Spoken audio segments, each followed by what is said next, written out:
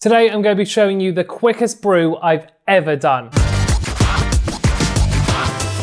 Hi, welcome to my channel. I'm Darryl Smith and I'm a home brewer in the UK, and on today's video I'm going to be showing you how to make one of my favourite styles of beer, which is an APA, which is like a cousin of an IPA. They're almost exactly the same thing. According to the BJCP, who are the bigwigs who come up with how to judge beer, they say that an APA is a pale, refreshing and hoppy ale, yet with sufficient support of malt to make the beer balanced and drinkable. The clean hop presence can reflect classic or modern American or New World hop varieties with a wide range of characteristics. An average strength hop forward pale American craft beer, generally balanced to be more accessible than modern IPAs. Accessibility is a big part of this beer. It's quite well designed to not shock the system. You know, some people can be put off by super hoppy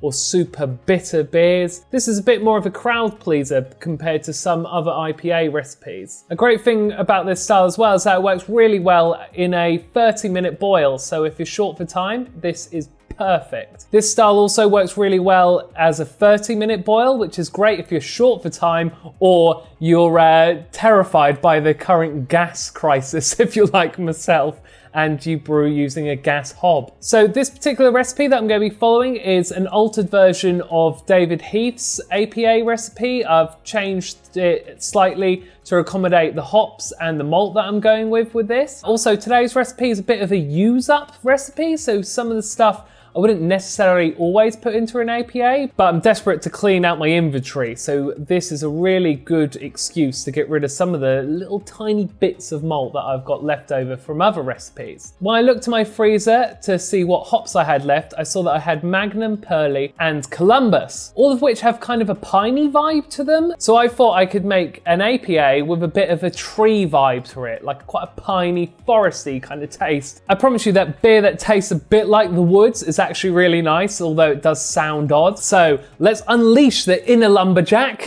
and get brewing. Using Beersmith Free's water profile tool, I chose the Hoppy water profile and adjusted my tap water with Epsom and gypsum. I stirred the salts in with half a Camden tablet and left it for 30 minutes to allow the chlorine to leave the water. Then I started heating the water to my target temperature of 72 degrees Celsius. Whilst it was heating up, I measured out my grains, which was 3.2 kilograms of Simpson's Best Pale Ale malt, 1.8 kilograms of Pale Maris Otter. I then added 310 grams of Carapils for head retention, 151 grams of melanoidin,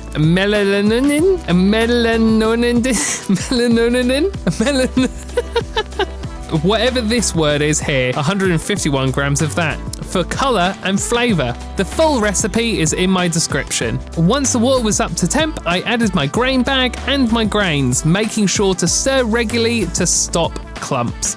The grains have reduced the water's temperature to my target mash temperature of 67 degrees C. I used a thick blanket to help avoid too much heat loss. I then gave the grains a good stir 30 minutes into the mash. After another 30 minutes, I checked the temperature again and then started stirring for 15 minutes so to get all those lovely sugars out of the grains. I then started draining the grain bag. I squeezed it and left it to drip for 15 minutes whilst I got the wort boiling. I was very lucky that I did double bag on this occasion, otherwise I would have had a complete disaster here. I also poured boiling water over the bag so to help get even more sugars out. Once the water was boiling, it was time for me to start the short 30-minute boil. First thing in was 23 grams of Magnum hops at 30 minutes. Next was 50 grams of Perle at 15 minutes, along with my copper cooling coil, so to sanitize it. 10 minutes before the end, I added Irish moss, so to make the final beer clearer, and I also added yeast nutrients, so to ensure healthy fermentation. After that, it was 40 grams of Perle and 16 grams of Columbus at 5 minutes. At the end of the boil, I added 25 grams of Columbus, got the wort to to 85 degrees Celsius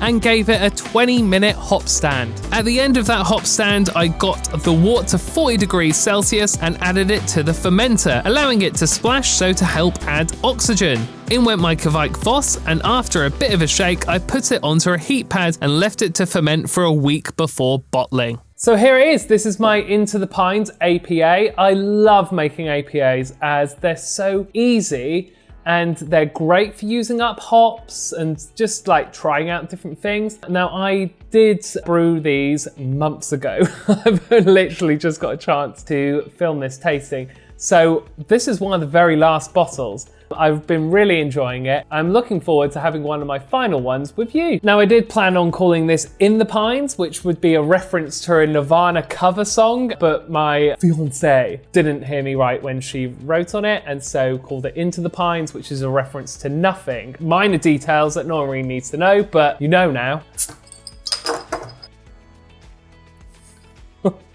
Now, I don't think it's overcarbonated.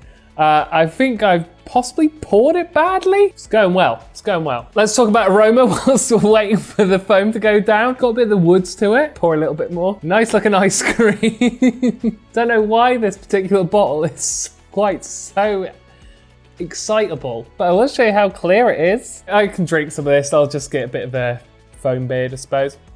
Bitter and piney.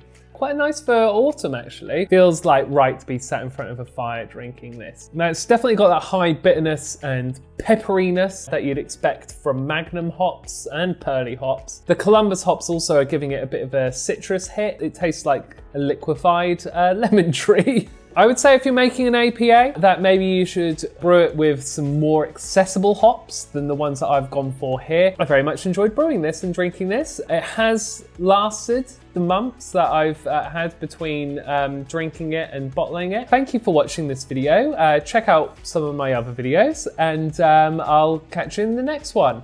Cheers.